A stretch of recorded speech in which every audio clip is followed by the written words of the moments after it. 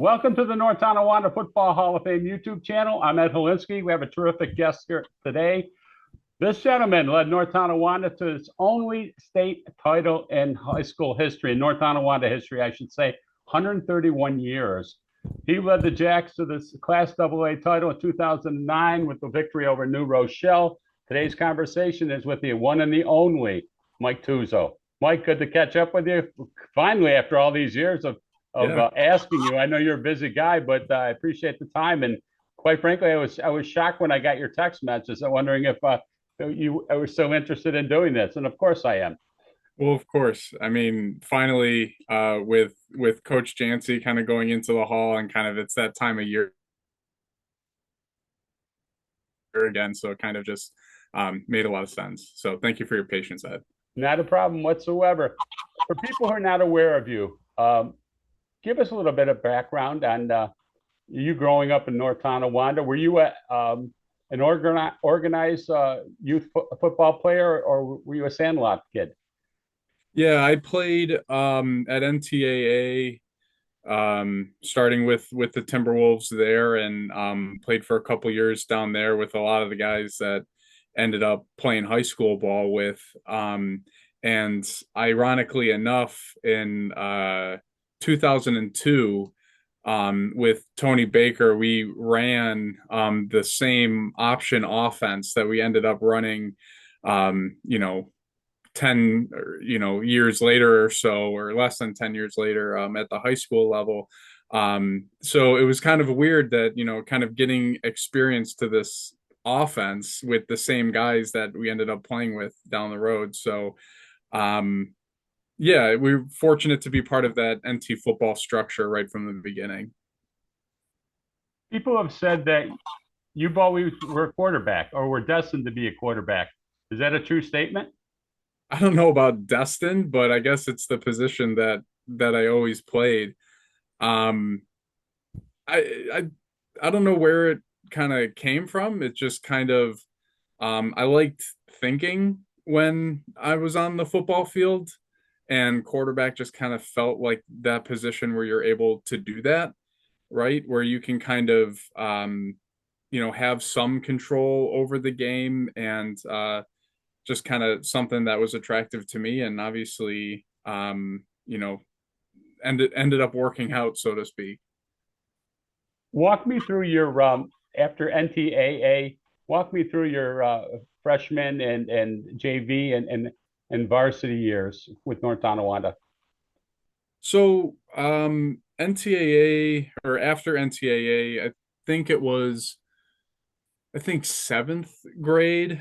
I was eligible for modified sports, right? So that was kind of that first kind of opportunity to kind of get involved with the NT football program that always wanted to be a part of. And so um, I remember, like, around that time, it was kind of okay. A lot of guys were kind of saying, okay, well, do you keep playing NTAA, or do you kind of play up with modified?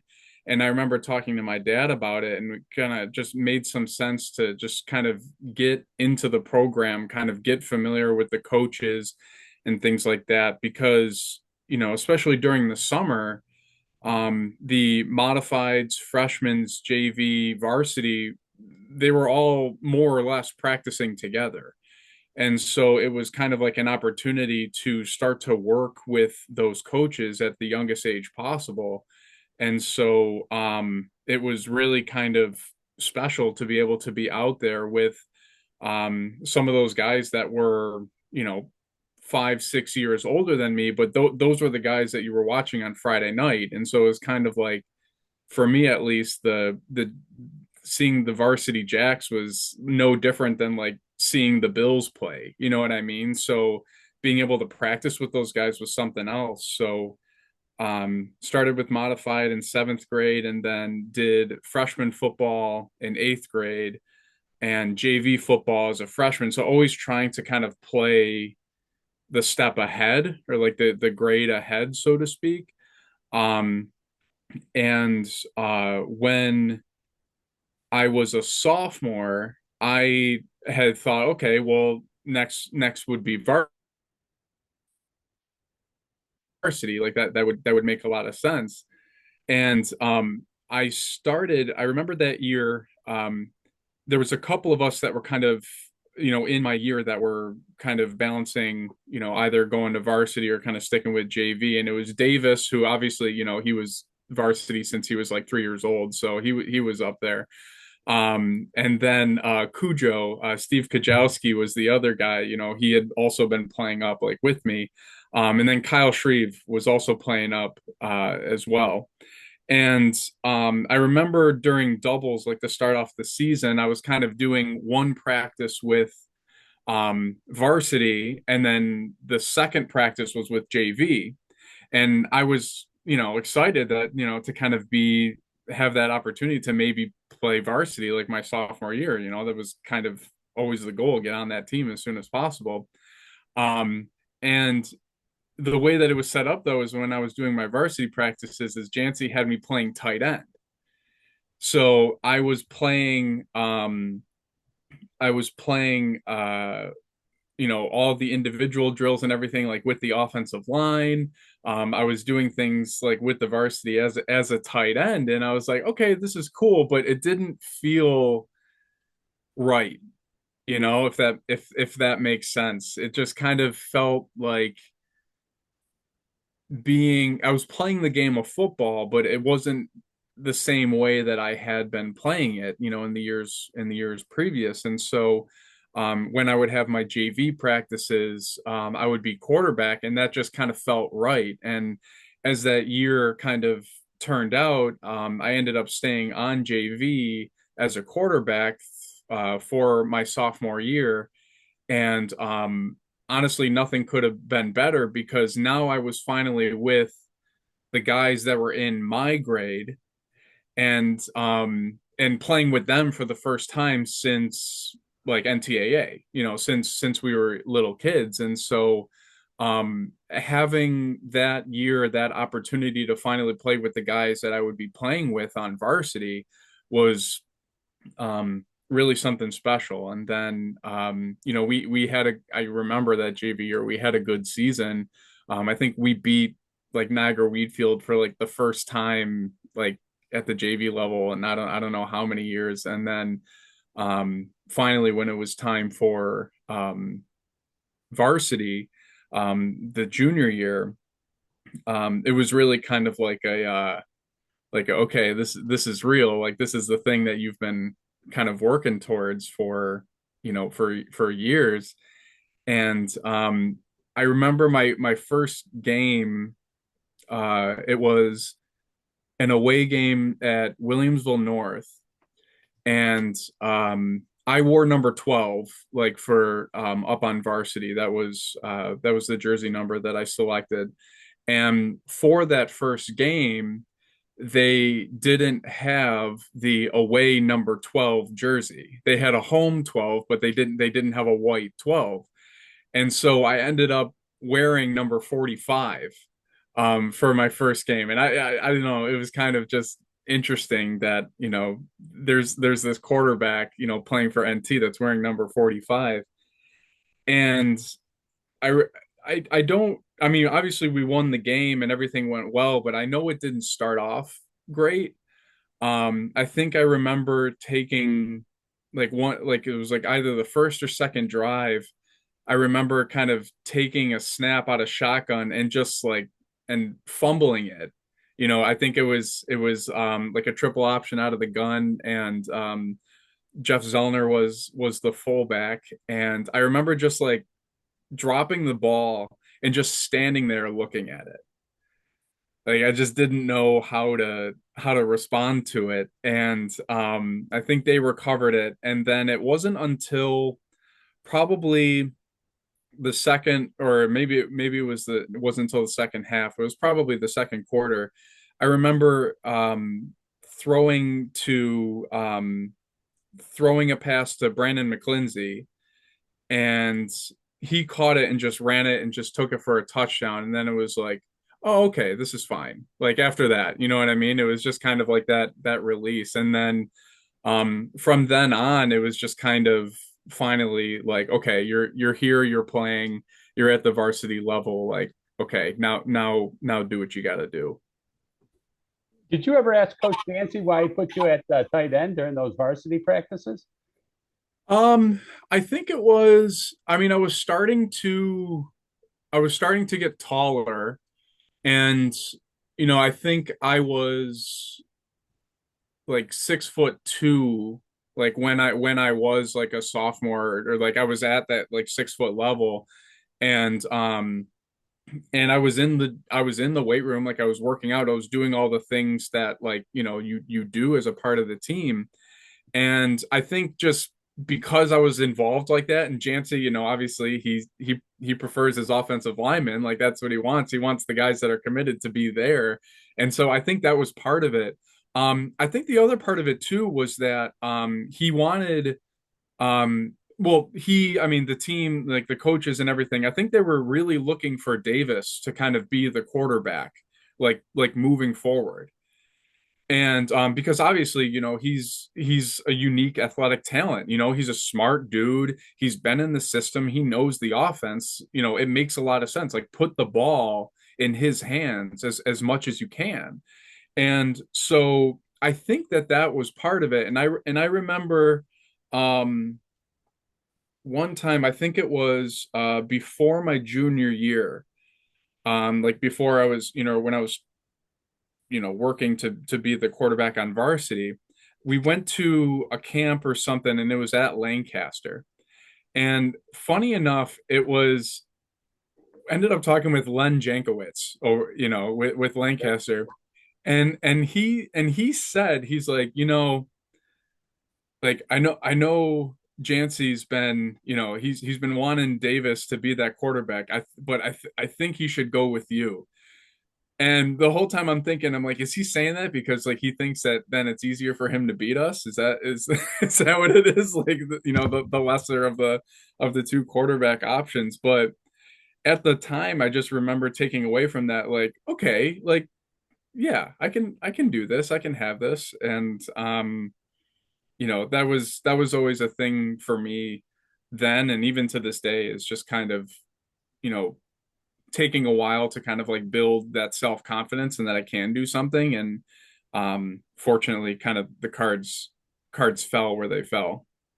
When did you realize that you were going to be the quarterback your junior year? I kind of it really wasn't until, like, in the story that I said before about that Williamsville North game, when we kind of we struggled through that first half, or at least that first quarter. And it wasn't until, like, kind of we made a play, right? Until, as typical throughout my career, like, I throw the ball, 10, 15 yards, and then somebody else does all the work. Brandon McClincy took that ball, took it off. Then Davis did kind of the same thing. And then I also hit, I can still see it in my head, 20 years later, however long it's been, hitting Corey Stuff, like, right across the middle on a pass that I don't know why I threw it. I just did. And he ended up like catching it. So I think it was at that moment that I kind of felt like, okay, like, I can do this. Like, I have that confidence. But there was always kind of that thing that was like, okay, well, I'm the only kid, like, in my grade that feels, or that likes playing the quarterback position, has been playing that. But it wasn't until that moment where I kind of felt like, okay, this is the position, like, this is the spot for me. When did Coach Chansey feel that the time was right to hand it over to you?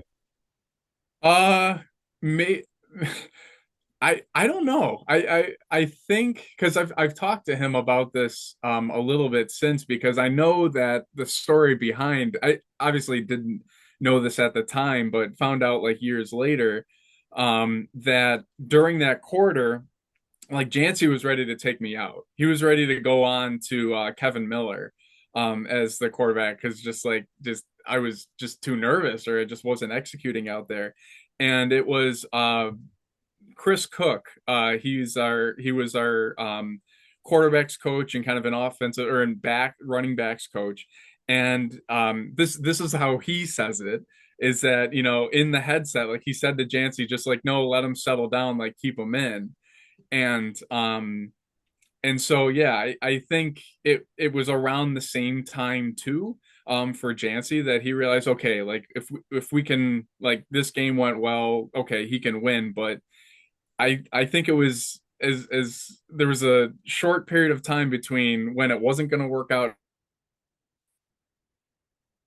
and when it ended up working out. Junior year, you had a pretty good year.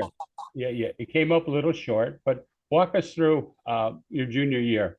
I mean, it was a very successful North Tonawanda program at that point, and I'm sure there was quite a lot of expectations on you as well too, to perform as a quarterback and get the offense going. But walk us through that junior year. Yeah, I think it was, you mentioned expectation, and I think, it was definitely more, and we can talk about it with the senior year, I think, a little bit more. But there, the whole expectation of being on varsity and kind of performing and being part of that tradition, was something that I know I felt a lot, when I played. And quite frankly, like, for me personally, it was very much a fear of screwing up, that kind of kept me going, and just not wanting to be that person responsible for, taking that strong tradition of NT football and kind of turning it in the wrong direction.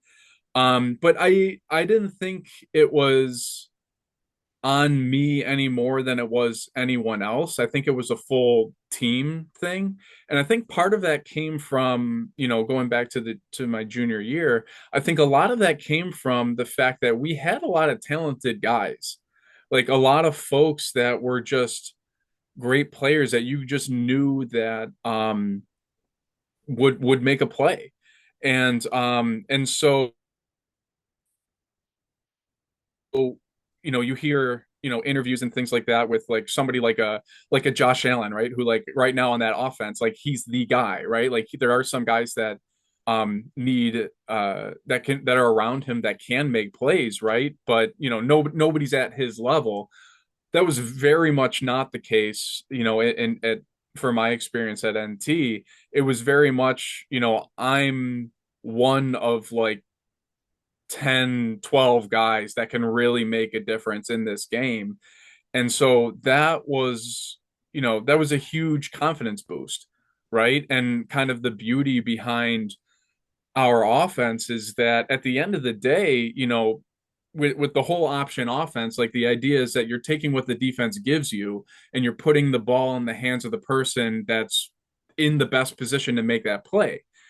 And so the case, as it worked out, is that from our perspective, it didn't matter who got the ball, right? It was just, if in my junior year, like, if it's Oki or something like that and running it and I'm reading the end, if he comes up field and I give it to Zellner, like, fine, that you're gonna get, like, somewhere between 4 and 10 yards, like, on that play, great.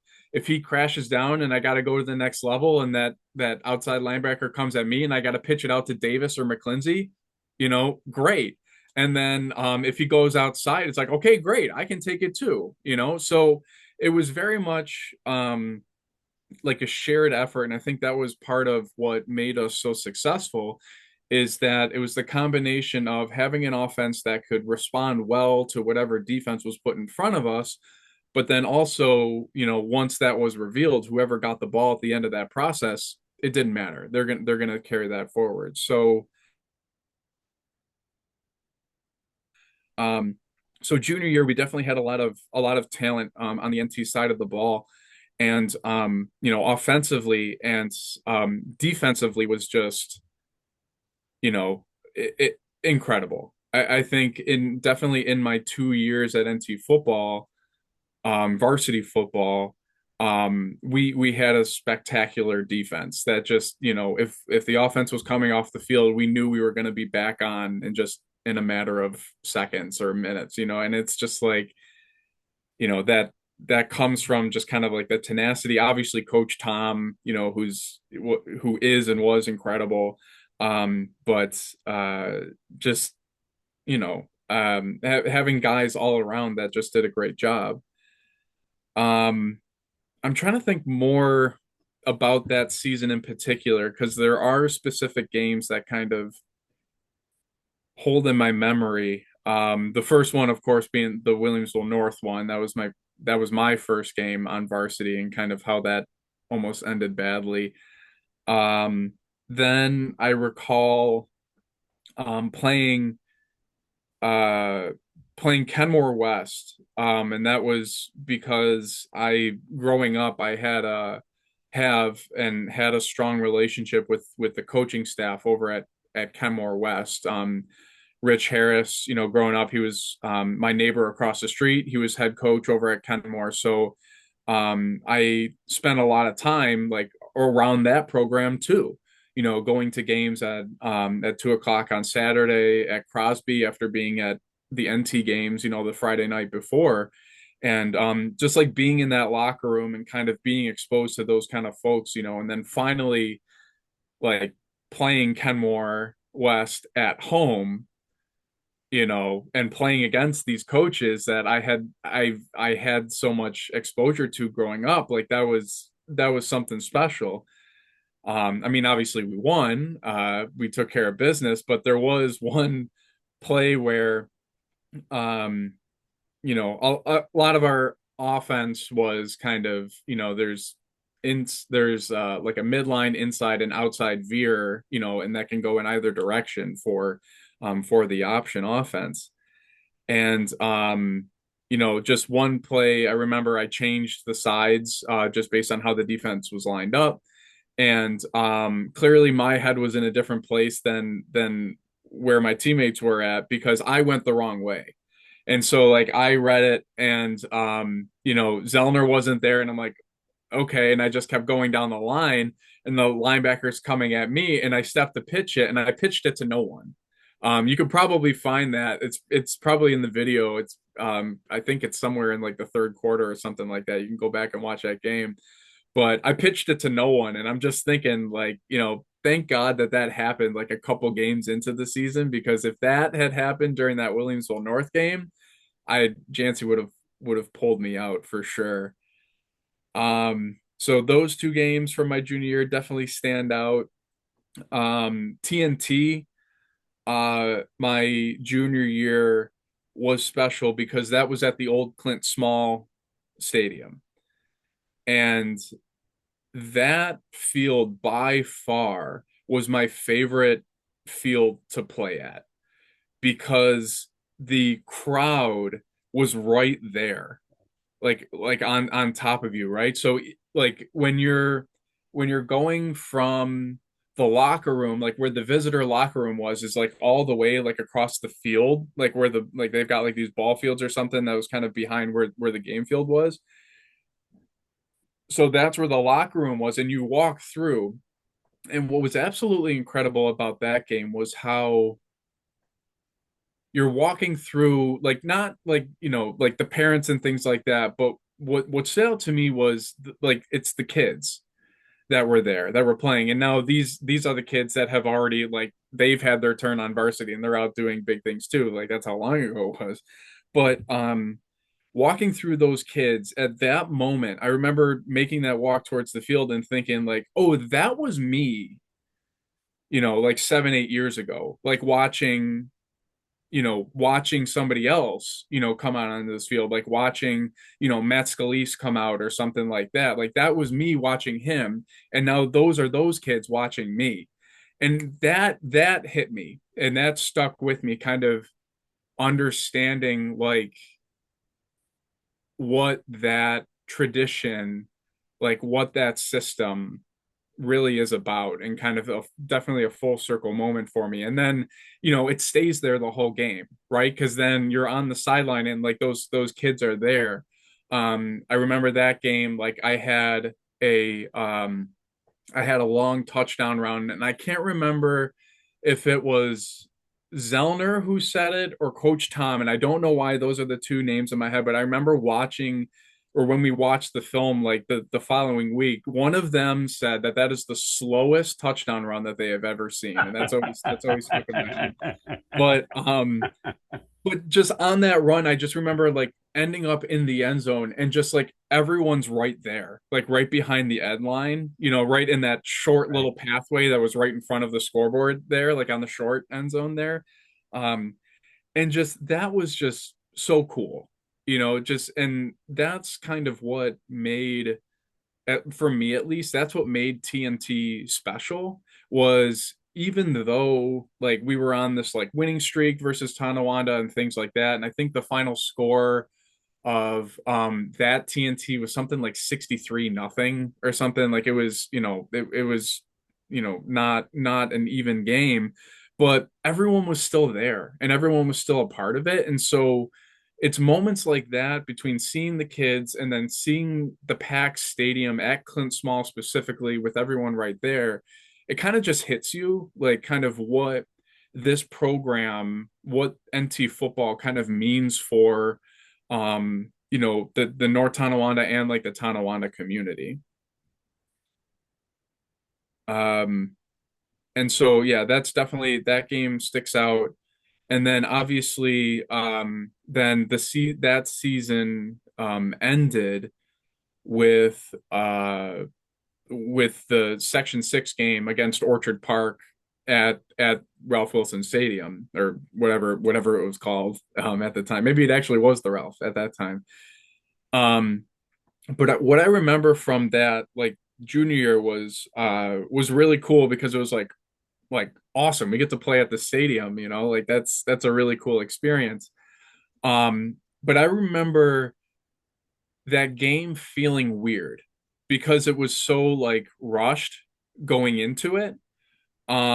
Because the way that those work, like they have multiple games, like kind of like, Right. back to back, right? Like the class B, I think like plays right before double A. And so like they had to get those kids off the field and then we were on. And so we didn't warm up like on that field, like on the game field. We actually warmed up in the field house. And so did Orchard Park, which was funny. And so here we are like in this field house and it's just our two teams. There's nobody else in the field house. It's just us on one end and them on the other end. And this it's kind of like this weird like standoff because I don't know if you've ever been in that, in the field house, the Bills field house, but it echoes like crazy and you can hear and everything like that. And so that was like a weird experience kind of getting ready for that game. And then it was like, oh, okay, time to get out into the field. And then you just get out and you just go. Um, and um, and then we were on that game, we were on the home sideline, like the Bills sideline for that game. And that's the only side where the crowd is, right? And so that experience of going over to then that sideline and I remember going, we never sat on the bench. Like that was always like the thing with the coaching staff. Like everyone on the sidelines, like you're standing up, you're cheering your teammates on, you have your helmet on. Like that was always part of that process. But I remember going over to um the like over towards the bench to like get a water bottle and I like took my helmet off and the Orchard Park fans were like right there, like these kids my age, like in high school, and they're like saying my name, like they're like, like that wasn't a good drive, Tuzzo, or like something like that. And I just remember looking at them and it's like, I don't know your name, and and it's just like, that whole experience. But ultimately, we lost that game, a game that um I felt like we could have won um if quite frankly if we had a better quarterback. uh because it's just one of those things in life where you can still see it in your head. um and I remember a couple instances of just like not making the right reads. And we're driving down, I think it was the fourth quarter, and I'm rolling out to my left, and Miller is wide open. And a throw that I know I could make and like have made it like 100 times before. And I threw it to his feet, like in the ground in front of him. Again, I can still see it clear as day. But yeah, that was a game where I definitely felt like I could have played better. And quite frankly, felt like because I didn't play better, like I let, those seniors down, right? Like Brandon McClincy, who's going in the hall, this weekend, Ben Bunker, Jeff Zellner, Zach Weiland, like all those guys that, like, their NT football careers are done, after that game. And, I did and kind of still do feel, responsible for that because I didn't play as well as I could have that game. And, it was kind of like a moment. I remember sitting on the bus then, like after that game, the school buses were kind of lined out outside of the tunnel. And we didn't go to a locker room. We just went, grabbed your bag, you went right onto the bus, equipment and everything. And I just remember sitting in that bus, right? And with my helmet on and everything, and it was just dead quiet. Um, and just that moment of that was it. And it was kind of like, okay, don't want this to happen ever again, kind of thing. Does that still bother you? Do you still come up with dreams or maybe nightmares about that and how that ended? I mean, I wouldn't call it nightmares. That's for I mean, sure. you And wake up in a dead sleep from a dead sleep and you're reliving it. I mean, I run into, some ball players here that still remember their high school plays from when they played in 1954. I yeah, mean, and I'm sure that those those type of thoughts cross through your mind. But when it comes to something that's, kind of devastating, how the season ended that year, if it still plays tricks with you and comes up from time to time. I mean, it's not, obviously like priorities change and stuff like that. And Right. like, there are other things that certainly keep me up at night. Sitting in my daughter's room right now, kids being among those things. But um, you know, it is something that I picture in my head and like I think about more vividly, quite frankly, than the state championship game. And not because of, I mean, fortunately, like for myself and like the other like kids in my grade, like that was our one loss, right? In 2 years, that was the only game that we lost. Um, and so I'm sure if we had lost more, like this, it would feel different. But it's not it's not the fact that we lost the game that bothers me. It was the last game for those seniors. You know what I mean? And that like I had a hand in that loss, right? And so when we talked earlier and you mentioned before about kind of like that pressure and like that expectation and that tradition, like that was then that moment where I felt like, you know, I let that down, right? That I was the one who wasn't carrying that tradition forward. Like I was the one that, that failed. And it was mostly because, we could have beaten that team. Like I mean, they were great. Don't get me wrong. That Orchard Park team, obviously they went on and they won the state title that year. But, I feel like if we would have played them, 10 times, I feel like we would have split. I feel like we would have won five, they would have won five. They were a great team, but we were pretty great too. So felt bad for those seniors. Did you take that loss personal? Well, personal just from the standpoint of,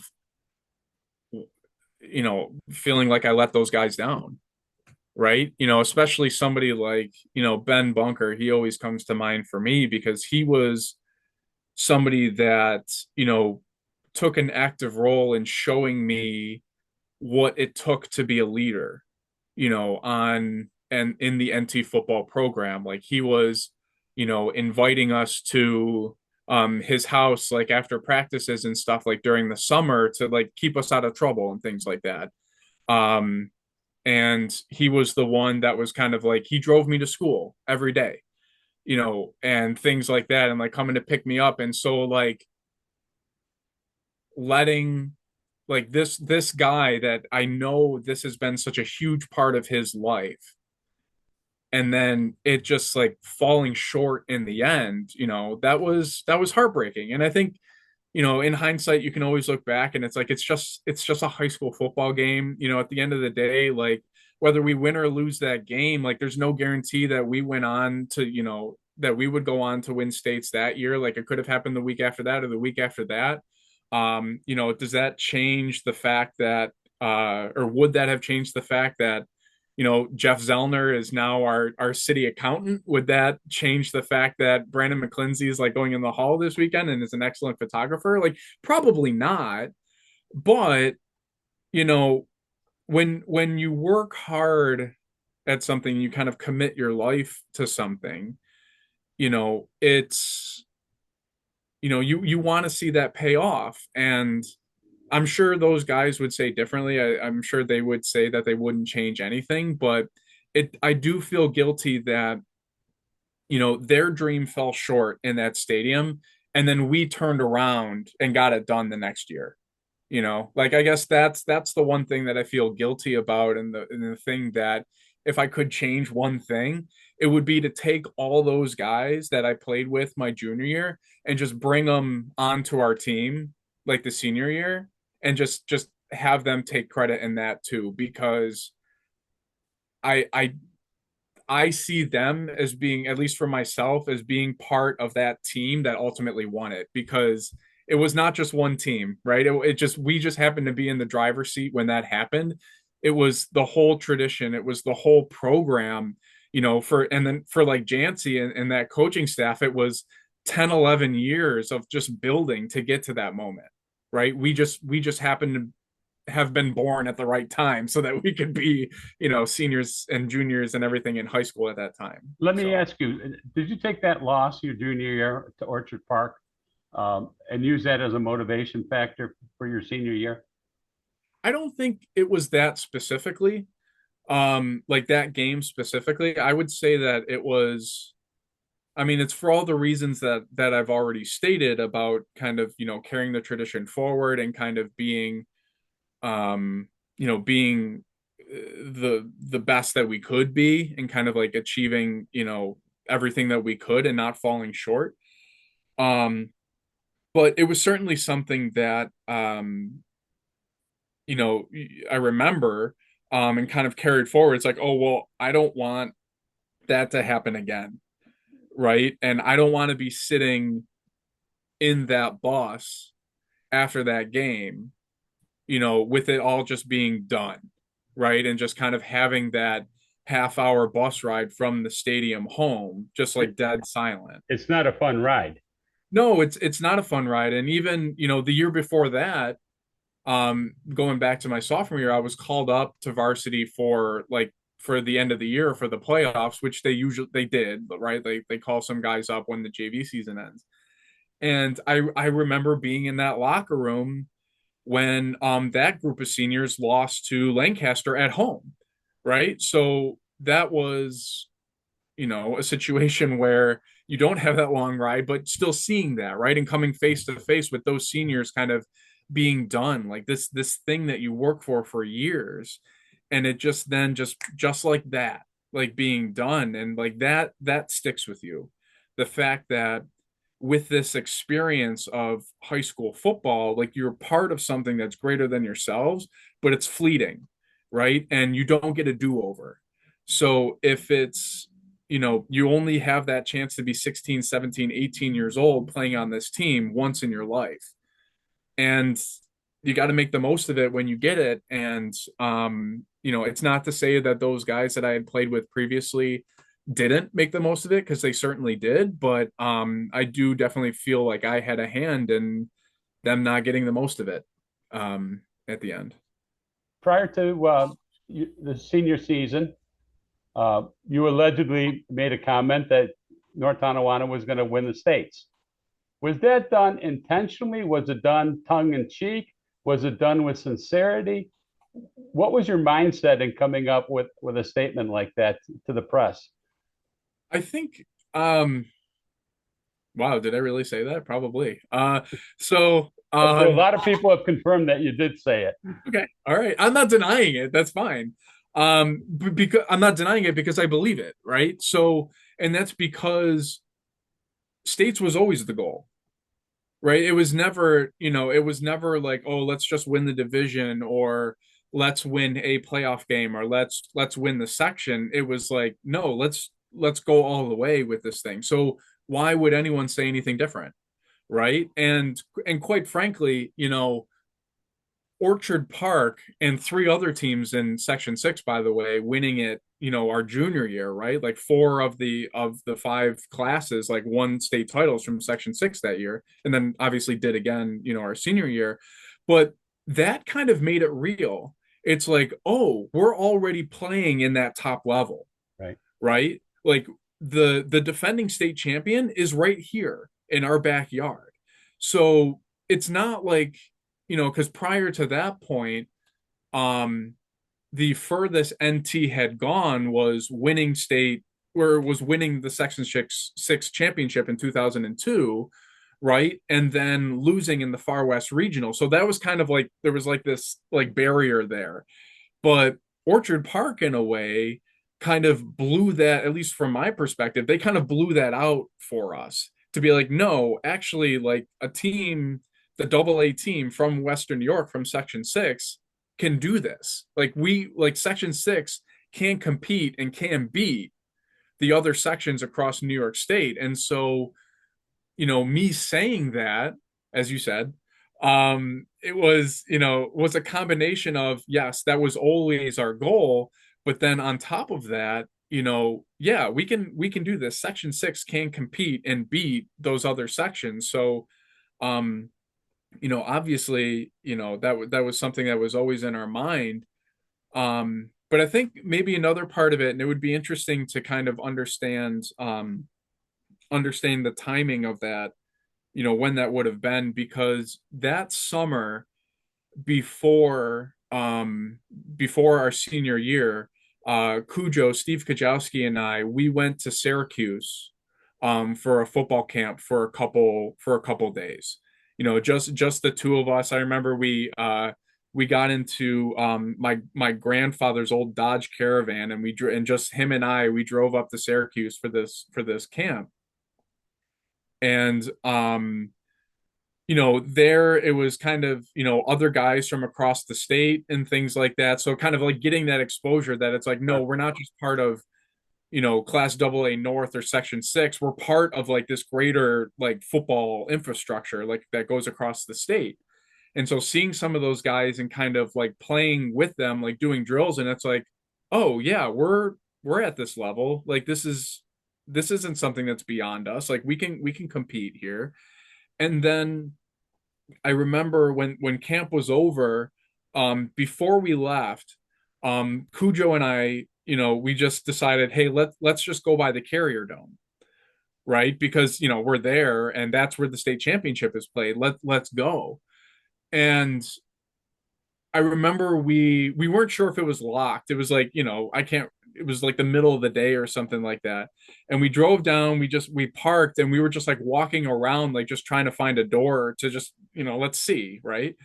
And so we found a door, and it's open, and we go in. And I remember kind of going in and standing there, and like we went out like to see the field, like we went through whatever, and they had like a basketball camp like set up, like the whole field was covered with like the basketball courts and stuff like that. And I don't remember if anything was said between us or if it was just in my brain. I don't know what it was, but just in one of those situations, it was like, okay, we're going to come back. And so that's why I say like the timing of the comment would be interesting to know, because that was probably something else that was in my mind, is like, okay, you were just in Syracuse, you were just in that dome.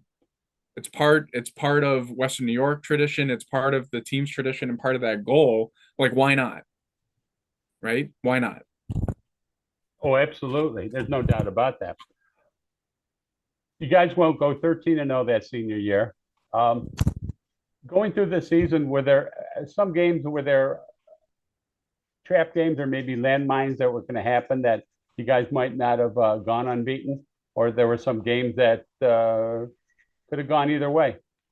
Oh, yeah, um there was a couple of those. I mean, the scores didn't always show it, right? I mean, nobody scored on our defense at home until like the TNT game, right? Like, I mean, it's just, we once we got going, like it always snowballed with that team, which is kind of incredible looking back at it. But kind of similar to the junior, the first game at Jamestown, and it was on that AstroTurf. I don't know if you remember that down there, Ed, but they had that carpet that was down there that we had to wear sneakers on. We couldn't wear cleats. That game got off to a slow start. And eerily similar to the Williamsville North game my junior year, it was a pop pass to Aaron Davis, a typical, situation of mine where I throw it 10 yards and then Davis does the rest kind of thing. And he took it like 60 yards for a touchdown. It was kind of like, okay, we're back in rhythm, because before that, like we didn't have a first down or like we didn't cross the 50 or something like that. And then I remember Derek Bloomfield, he just reached up and like reached over a guy similar to like the state championship game. I remember him catching one in the north end zone and the left hand side on the Jamestown side. He just reached up and caught it. And so that game in hindsight or in the moment and in hindsight has always felt like that was a slow start kind of getting off, that first Jamestown game. Um, you know, talking in the All-Star game after, and I wonder if some of these guys will watch this, but after the season playing in the Lions All-Star Classic, meeting some of these guys that you play with. I remember the guys from Niagara Falls. I think what was his name? Jalen Gale, I think his name was. He was a linebacker. He was saying to like Cujo, Kyle, and I, he's like, we wish we were going to see you guys in the playoffs again because we thought we had you in that game, and all of us were like, mm-mm, no. So that was so I think they thought Niagara Falls thought that our game with them was close. That was played at Sal Magley, if you recall that field, like playing on, it was like the baseball field Right. that turned into the football field on Saturdays. So that was a unique place to play for that. Um, Lockport felt like it was going to be a close game going into it because of Fluellen, Right. right? Like, David Fluellen, he's just like, and I couldn't be happier that he then had the career that he had like after, that was really special to like follow that, you know, um, who am I to say like, really happy for him, but like, just seeing him, then be able to like graduate, play out at Toledo, and then kind of like, have a healthy NFL career, like incredible. But at the time, in high school, we are thinking, okay, well, he's good. But our defense just shut him down. Like, and that was just, again, I've already said it. Like, that's just what our defense did. Like, Cujo, Charsley, and everyone there. It's just like it didn't matter that there's this Division I athlete like on the other side of the ball. Just they just made the stop and we got through it. So that game didn't feel so close. Um, the Orchard Park game, now I guess jumping forward to the postseason, the Orchard Park game at home. Now, that game, I don't know so much that it felt close, even though I think the score wasn't it like 28-14 or something like that. I think the Right. score was, but so the score showed a little closer than it ended up, than maybe it felt. But I remember that game because that was like um we're playing the team that we lost to, but this time we get to play them in NT, right? Like we're not playing them at their second home field, like at Right. at the stadium. We're playing them at home. And what's funny about that game is, we won, and I remember after the game, I don't remember their names, unfortunately, but I remember after the game, I think it was like televised, and so like the Time Warner team, like they pulled me aside, like I did like a little interview with them. And so I was walking off the field like by myself. And I remember two things. One was as I was walking off, some of the Orchard Park guys were there too. And I just remember turning around and like just like giving them a hug and like talking to them, and like they were just like, they were like, congratulations, like go beat Lancaster, like get it done for us. And I just remember thinking, okay, these are the guys that like we wanted to get back at like for a full year, and like, NT Orchard Park, like we had this rivalry and everything like that, like in those days. And here's these guys like after this loss, like they're at their moment, right? Like they're Right. seniors, like their career's done, and they're coming up to me and they're so cordial and like just like, just great guys. And it caught me off guard, quite frankly. And it was just like so incredible to see. And I give those guys a lot of credit. And I don't really remember fully what we chatted about, but I do remember asking them what it was like to win the state championship, because they just did it, right? Like they were Right. juniors when they won it the previous year. And I did ask them, I was like, what is it like? And the guy was like, unbelievable, unlike anything else. Go do it. um and obviously then we did. And then the other thing that I remember about that game was walking off the field, and like I said, I was held back from the rest of the team because like I had to do that, like those TV interviews like on the field. And so I was like the last one of our team to like walk off like by myself. And all of like our friends that made up like the lumberyard, right, that that cheered for us and everything, they were all still there. And like they like made a tunnel like towards like the end of the field, like going towards the locker room, right? And I just remember that being so cool, like that they were all there and everything like that, and just kind of like cheering and things like that, because then we were going to the stadium, right? Like kind of, we were undefeated, we're going to the stadium 9-0 and everything like that. And that's when I realized, oh, that's my last game on this field. Right. Like that's the last time. And I don't know how many years did I spend like going there to watch like games and things like that, and finally being there, finally getting a chance to play and things like that. And fortunately for us, it was a win, right? Never my year, we never lost on that field. And just like that, like it's done, right? We still had more games to play, right? Like we're in the playoffs, there's a lot ahead, but your time playing on that field is now done. And so those guys like doing that was pretty special. Like they probably weren't thinking about that at all, that like that was the last game, on that field, but they were there, and that was pretty cool. And then my girlfriend at the time, now wife, who's downstairs with our daughter, I remember she was there like at the end, like she was like, and she was there like waiting for me, and I was going to give her a hug. And our friend Jeff Porter, like he was the guy, like he had the flag, he had the Batman mask, like he was one of the guys like leading kind of like the lumberyard. He like jumped out in front of her and like gave me a big hug first, and everyone just like mauled him for that, like after, and just like wouldn't let him live it down. It's like, you pushed Colleen out of the way, it was the whole thing. And so that was the other thing that kind of came out of that memory. But that game, obviously stuck in my memory, not so much because it was close, but because a lot around it, right? But then to finish answering your question, obviously the 2 weeks later, the Webster Schroeder game like felt close, obviously, right? We won by 2 points.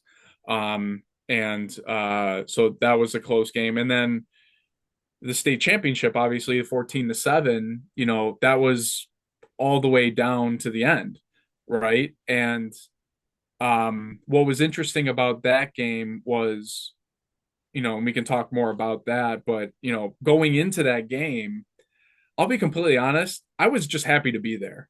Like to a certain extent, it was kind of like, we're here, and that's pretty damn cool, that we're playing in this game. Like, that was just a privilege in and of itself. So like I wasn't nervous to start that game, to be completely honest with you. Like, just kind of, it was like, okay, like we're here, and it kind of felt like we didn't have anything to lose, because New Rochelle, the team that we were playing, if you know the movie Friday Night Lights, that's a movie that we always used to, that we watched growing up, that would kind of like get us like, excited and everything like that. A lot of parallels between, that community and NT. Um, the team that we were playing, New Rochelle, felt like Dallas Carter, right? Like that team that they played in the national or in the state championship in that movie was like, okay, these guys, like, incredible athletes, like, you're not touching them. They're gonna run all over you, like you're just gonna get beat to hell, like, so it was kind of like, we got nothing to lose here. We're gonna do what we can and see what we can do it. And just like any other game, for me at least, it took just that first hit, and you knew what your opponent was. And I remember I got tackled by like one of their biggest guys, like one of their big linemen that ended up being their punter too, which was kind of incredible. But I remember just like, that happening, and kind of like feeling that first contact, and it was like, oh, this isn't this isn't so bad. Like, the guys from Lockport hit harder than this. The guys from Kenmore West hit harder than this. The guys from Orchard Park hit harder than this. They're just catching and falling.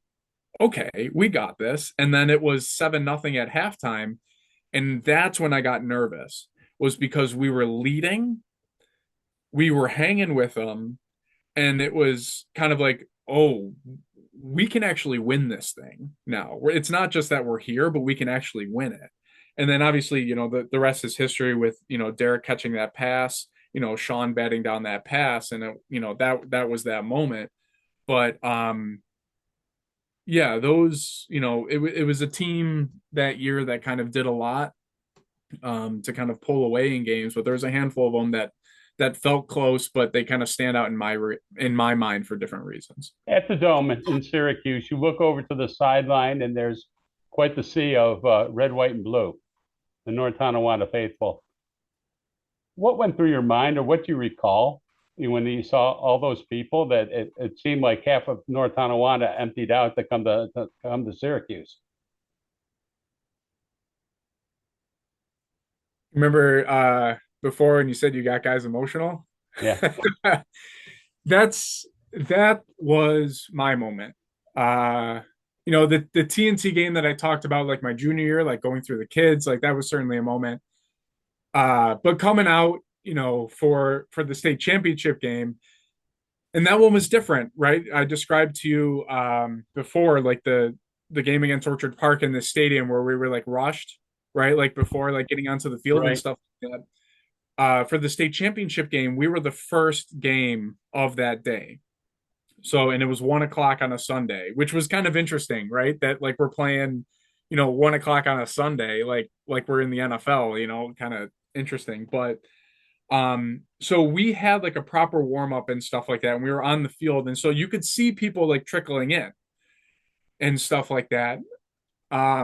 And so like you get an idea that that there's going to be like your fans there, and people were saying that like, yeah, we're gonna go and things like that, and be there for that game. Like, I had family that was like, oh, if you guys go to state, like from out of town, they were like, oh yeah, if you guys go to states, like we'll be there and stuff like that. And it's like, oh, okay, sure, kind of that thing. But it was when we came out, like right before the game. So like we warmed up, then we went into the locker room, and then we came back out. Um, that was the first time we saw everybody. There was a lot of people. I was there.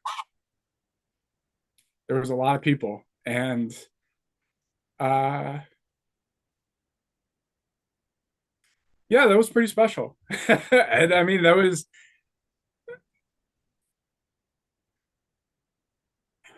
how do I put this? Did you feel that you had to perform even more so and play harder? It didn't No, matter? No. no, it wasn't that. With For me, and I know for a lot of the guys that I played with, um, it wasn't. I want to put this right because I think this is what I think about when I think about like football and like NT and like when I talk to people and like people joke all the time about like oh, just like high school football and stuff like that. It's just like everyone plays, right? Like everyone went to high school, like everyone played their high school sports. Like what makes what you did different?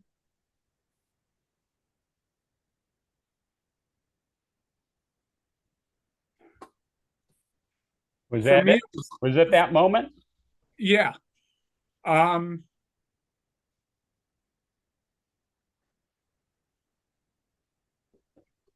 because you realize it's not about you. It's about your community. Ah, and I don't know if my teammates thought this or if the guy or like everyone in the crowd, I don't know if they thought this too. Um, but I go back to what I was saying before about how it wasn't just our team. It was 10, 11 years in the making to get that group of 50 plus guys into that stadium. And so seeing that there in front of you, that's what brought it home, right? It was that moment where it was like that reminder that it's like, hey, you're not just playing for you. You're not just playing for your coaches. You're not just playing for your teammates. You're playing for the whole community. Was there any other sense that this is my last game? No. Not until after. Not until after because you know, and quite frankly, in the playoffs leading up to that, like none of the games, and as it turns out, it was right to think this way. None of the games felt like they were the last one, right? Like it wasn't like when we were practicing for Lancaster, when we were practicing for Webster Schroeder or Baldwinsville, like, and we had our last practice, like none of those felt, and then when we were going to the game, none of it felt like, oh, this is the last time I'm doing this, right? For some reason, none of those felt like that. And then the state championship was such a novelty, if you will, like in and of itself, that like we were going there to do it. Like you didn't really think about it. But we did have our last practice. It was a beautiful day. Like that weekend, like that week was like it was beautiful warm weather. Like that state championship game, we could have played it outside. Like and it would have been great. It was a beautiful day. I remember that, but I remember we had our last practice and we had it on the field. And I remember it was like during the day and my dad was there, like in the stands. He just like came and he was there. And I remember going off the field and I threw him a ball, like just as we were walking off, just like I just like threw him a ball. And so in hindsight, like, yeah, it was the last pass that I threw in pads, like on that field was like to my dad that was like standing in the stands. Didn't think about it at the time. But like thinking back at it, that's what it was. And then I think part of what made it like part of why you didn't think of it as like your final game was one because of the novelty of it, but then two because you know it was fantastic that we won it and like we have that memory and like the community was a part of it and like it's important for everyone and that's fantastic.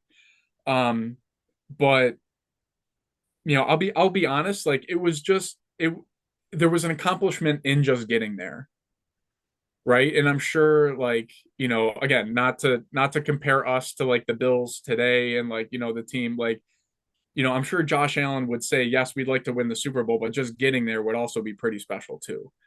Right. So it was kind of like a feeling like that a little bit, just like we knew that it was our last game going into it. So that kind of took some of that edge off of it, if that makes some sense. Sure, it does. You win the state title, yeah. You're taking a 3-hour bus ride on the way home. You end up getting a police escort at the city limits into Mm-hmm. the high school. What do you recall about all of that? So I remember three things. One was coming out of the stadium and kind of like going down the steps, and like our friends and family and everything were like there, like around the bus. And I remember girlfriend, now wife at the time, like she was the first one there. And I remember giving her a hug. Like she was like the first one like coming out, and then going down, and like all those family members that said that from out of town that said, if you make it to States, we're gonna go, We'll like be they were there. there, Yeah. and like saying hi to all of them and everything like that. But not much time there, because then we got to get on the bus. Like, it's not just about me, it's the whole team, like we all got to go. And and I remember being late again at that point too, because like myself, Derek, Cujo, David, like a bunch of us were like held back for like interviews after. So like, we don't get to walk out with the team. But so I remember being on the bus like heading back, and I always sat like at like near the front of the offense bus. So like Jancy was always kind of like, if not in the seat right ahead of me, like right there, just always where I sat. And I remember saying to Jancy, because I always used to, I knew the history of NT football. Like that was my thing. Like, kind of growing up, like, wanting to be a part of it. Like I always kept track. And I remember saying to Jancy, I'm like, that was your 100th game, like as the head coach at NT. And he didn't know that. And I'm like, yeah, you're 80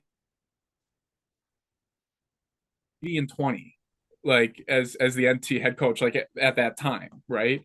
And he was just kind of like, oh, cool.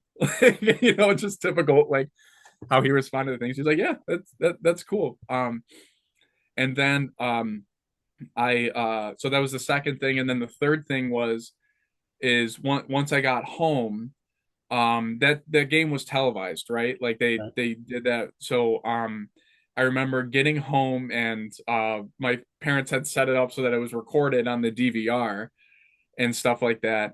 And a lot of the guys, like they went over to, no, I guess I shouldn't name names, but they went over to somewhere and they were drinking maybe things that underage kids maybe shouldn't drink. Like a lot of guys like were doing that. They were having beverages. Yeah, exactly. They were just having beverages. I know a lot of the guys did that, but for me, I remember I just went home. I sat down on the couch and I had an ice pack on my hip, because I like in the game, like I burst like I had like a blood clot like on my hip. Like one of the tackles that I had, I like landed on my hip, and I like couldn't walk like the entire second half. But it didn't matter, adrenaline's there, you just play. Actually, I think it was like last year that I found out I actually tore my labrum. And I've just been living with it for the past, however many years, but that's besides the point. Was sitting there with ice on that hip. And I remember I was watching the game with, like, my parents were there, Colleen, my wife, was there, and then Daria Karndov.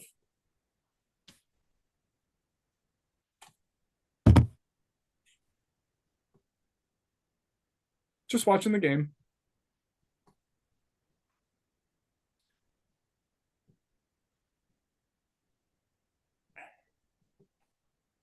Did you feel all the hits back then, and watching it in replay? No, no. I mean, I was able to um I knew which play like I hurt my hip on, so like I could see it after, and actually so, and you could tell like in how I was playing, and like how I was like literally not able to run, like you could tell. But yeah, I think what was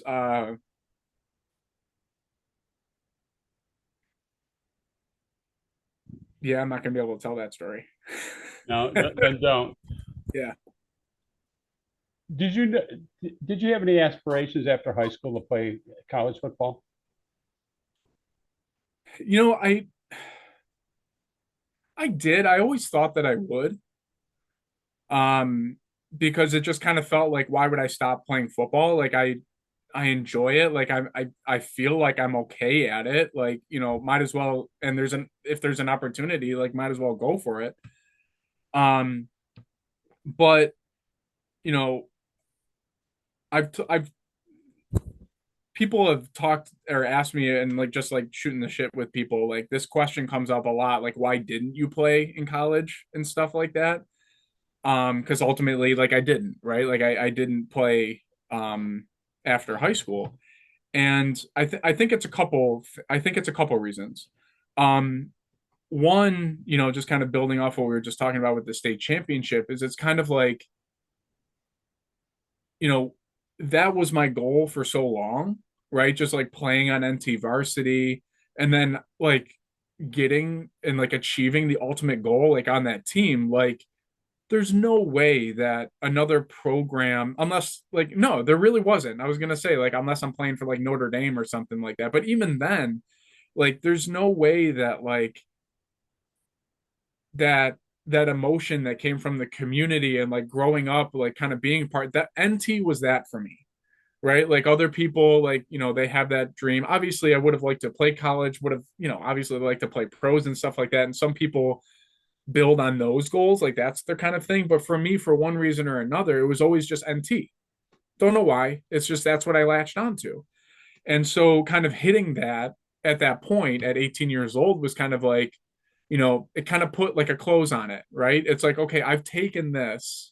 Physically, I could do more, but I've taken this like I think as far as like emotionally I want to, right? And I think that was one part of it. And then the other part of it too was that was really important was that something that Colleen, my wife, said at New Year. So that game was played what, like the weekend of Thanksgiving in Right. 2009, right? So then like a month later, about is New Year's, and I'm with my wife Colleen, um, and she said it like tongue in cheek, but it has always stuck with me. Is that when 5 4 3 2 1 Happy New Year, it's 2010. She turns and she says, "You were state champion last year." And so she meant it. She was joking with me, like just like having some fun, but she was saying something a lot more. And what she was saying is like, this isn't going to be your identity now for the rest of your life. You know what I mean? Like where you're kind of, that guy that's sitting in a bar, 20 years from now, just like resting on that laurel of winning a state championship in high school, right? Like now you're on to your next challenge, like you're on to your next thing. And so it wasn't that moment that I decided not to play college football. That's not what I'm getting at. But it did plant the seed in my head that it's like, okay, like you're now taking your next step, right? Like now you're working towards that next thing. And so fortunately, like during high school, like I developed this interest in the field of architecture, right? Like that was just something that, that I was interested in, that I like doing. And so I ultimately decided, that come time for college, like I was only applying to schools that had architecture programs, and then a couple of them that also had D3, right? Like that, I was kind of looking for that mixture. And for a while, I was planning on going to RPI, Rensselaer Polytechnic Right. Institute. They're in Troy, just north of Albany. I visited there a couple times, and I was like, you know what? Like this is like I can do this. Playing D3 football, and they have a good architecture program. Like it's a good balance. Um, but there was really like two, maybe three things that kind of drove it. As one, when I was visiting out there, there was only one guy who did both architecture and football. only in on the whole thing, all 4 years, like, on the whole team, like only one guy who did it. And he told me, he's like, you're not going to be able to do it. Balance both architecture school and football, because architecture school is tough, Right. right? Like it's a demanding program. And so he's like, you're not going to be able to balance both. It's if you do, like, it'll be, not, there's nothing personal. Like, if you do it, like, that's great, but it's going to be extremely hard for you to do that. So, okay, that was one thing. Then the other thing was, I wasn't sure about like going away to school, right? Like I knew that I kind of wanted another thing, but then the last thing was when I got, like, I applied to schools and stuff like that, and when I got, like, responses back, I was waitlisted at RPI. And so before that, like, if I had gotten accepted to RPI like right away, I probably would have accepted and I probably would have gone there. But getting waitlisted and then me waiting a couple of days, and then like the coach calling me and being like, hey, like, how are things? And I'm like, well, I was waitlisted. And uh then like I got like a letter like a couple days later that I was accepted, like, so coach obviously like did something on their end. But I remember thinking, I was like, huh, maybe that's not right. Like maybe this is a sign that, like, maybe you should reconsider this, And so then after that, like, I visited the places at UB, which is ultimately where I ended up going. Fell in love with the place, and that's what happened. Then I went to the university at Buffalo, was in the architecture program there for 7 years, and just absolutely incredible experience, and absolutely zero regrets for stepping away from the game of football, because Was it what it's was it hard for you to take the helmet off and the pads off that first year when it came around late summer when it was time to go to training camp? Or I think I thought it was kind of cool at first, and that, like, oh, here's ball, and like I don't got to go through doubles and things like that, it's kind of like, I can I can relax a little bit, like, during football season, and like I could go to Bills games, right? Like, oh, that's pretty cool, right? Because I didn't really do that a whole lot in high school, because everything that's going on and things like that, with playing. And so like that was kind of cool, but I what was difficult was finding finding myself in something else, right? Because, like I've been saying kind of throughout this whole conversation, well, quite frankly, and I apologize for this, that me just talking to you, not, this whole time, me just going on and on. But, um, it's like I, it's your story, and how you lived it. So that's what makes it unique, and yeah, that's what makes it all about Mike Tuzzo, because it's how you went through right. it. Well, right. Um, but, you know, like we were just talking about though, with the state championship game, and like being in that position, like representing your community, being a part of that program that I had worked for, 10 plus years, like to be a part of, and that being my goal.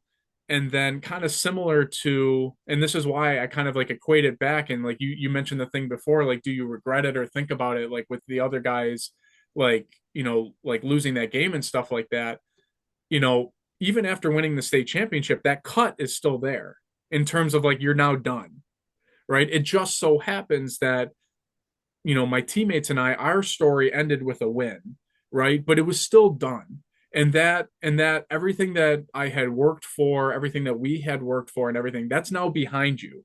You have to move on and do something else. And that's why, what my wife said, like, you were state champions last year, like, has rung in my ears the past 15 plus years, is because she was right. It's like, you have to find your next thing. And It's also a wife I, thing too. oh, well, right. I mean, they're always right, of course, right? I mean, that's, That's how it We're is. not going down that road.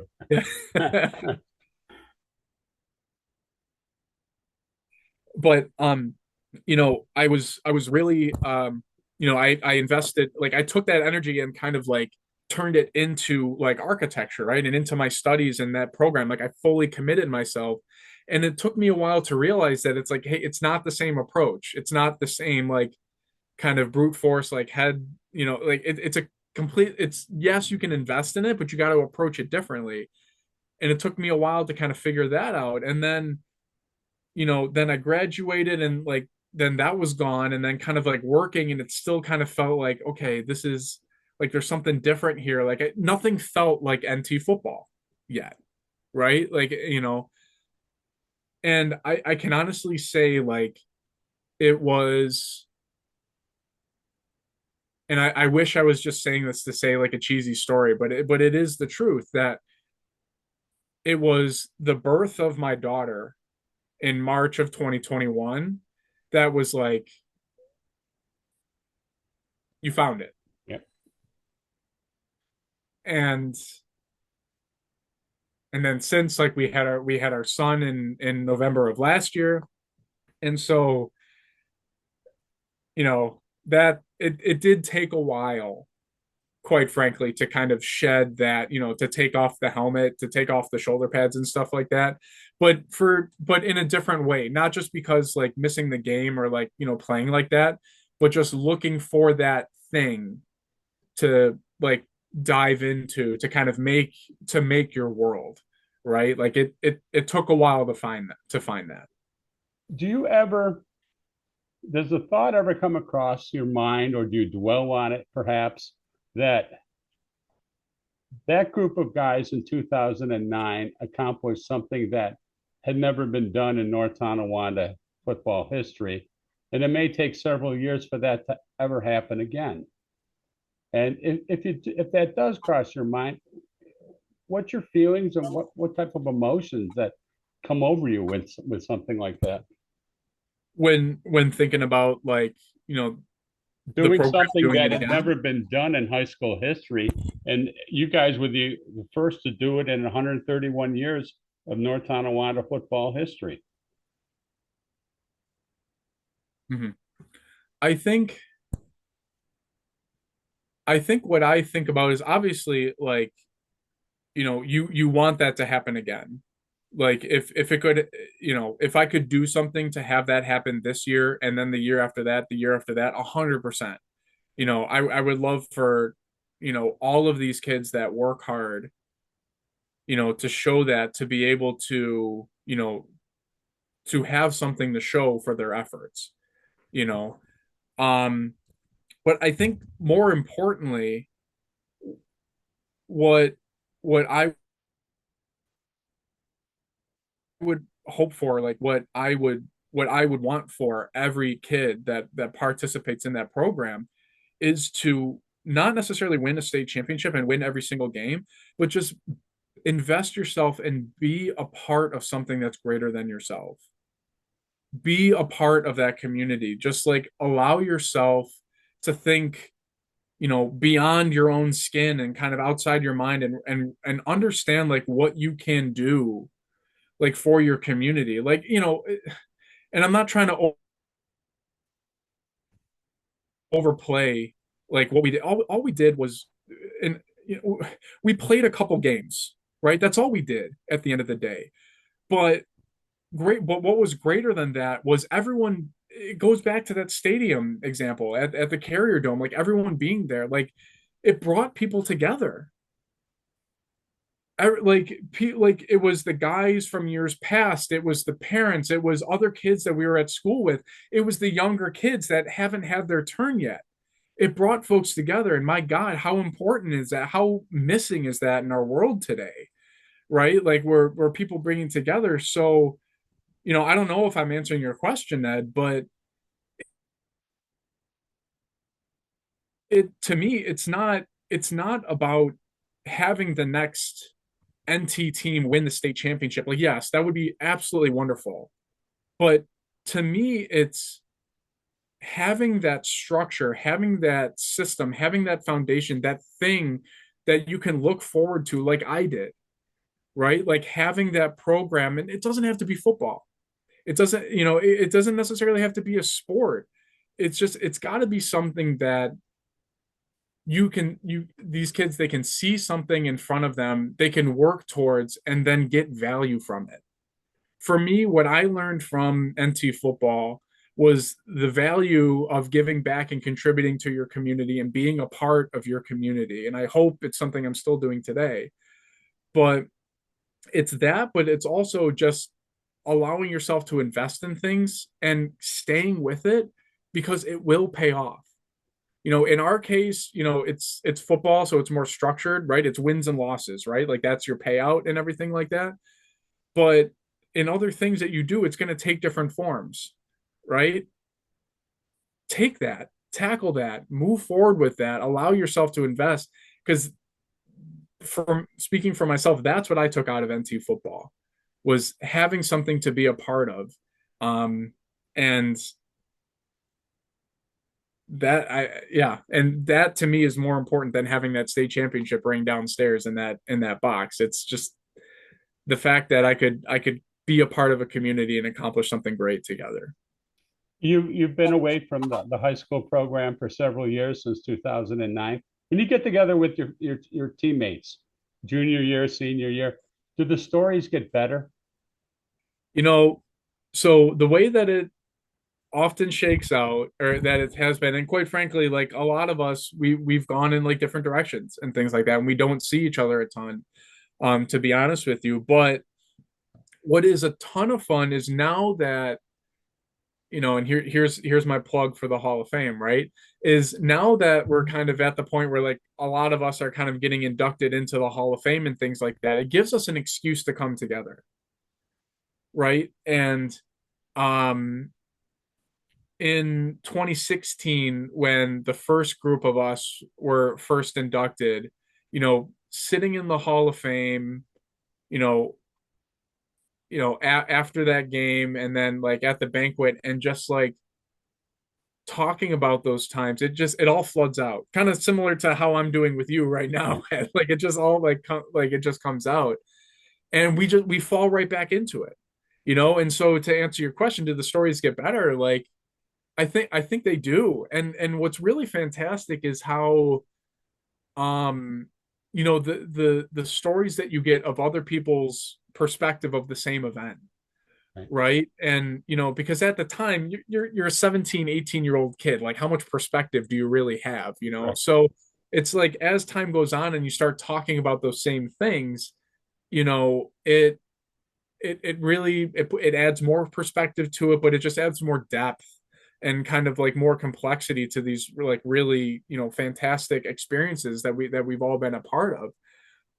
And they range from maybe some of the stories I'm telling here, maybe somebody's going to watch this and be like, you know what, I struggled kind of finding my purpose, my identity after NT football ended too, right? And maybe that's going to help somebody. But you get stories like that, but then you also get stories you know like Davis. I remember at the last Hall of Fame thing, he was talking about how we did this senior year, we did this like rotation thing with the captains where like, through the seniors, like we all took turns. And he's like, yeah, I never got to be a captain.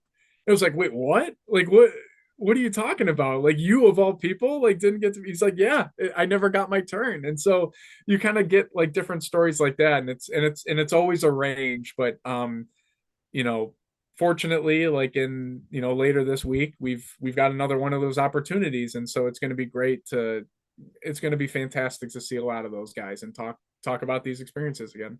Looking back at your high school career, would you have done anything differently? No, no. Um, I think everything, like the good and the bad, everything happens for a reason. You learn from all experiences, and the path that I went down, brought me, our two children. So like I wouldn't change anything in the world for that. And I do mean that sincerely. Like, are there things that um that I regret, or that, like, I consciously think, yeah, there's something different that I could have done there. Like, yeah, absolutely. But that doesn't mean I'd go back and change it, because you learn from it and you get it right like the next time, or you fail again and then, you get it right like the third or fourth time. But sorry, that it might not be a juicy answer for you, No, Ed. no, no. I'm not looking for No, anything juicy. I'm looking for Mike Tuzzo's answer. That's what I'm yep, doing. Uh, no. we've talked about a lot of things, and I've asked you a lot of questions. What would you like to talk about that I haven't brought up? Your experience from the state championship game. You said you were there. You said you were in the I crowd. live in Auburn, New York. I'm 25 miles away from the Carrier Dome. Um, for me, being an alumni, coming back was a tremendous thing. It was a beautiful day. We took over the upper level of the parking garage, and it was a North Tonawanda Alumni Association event.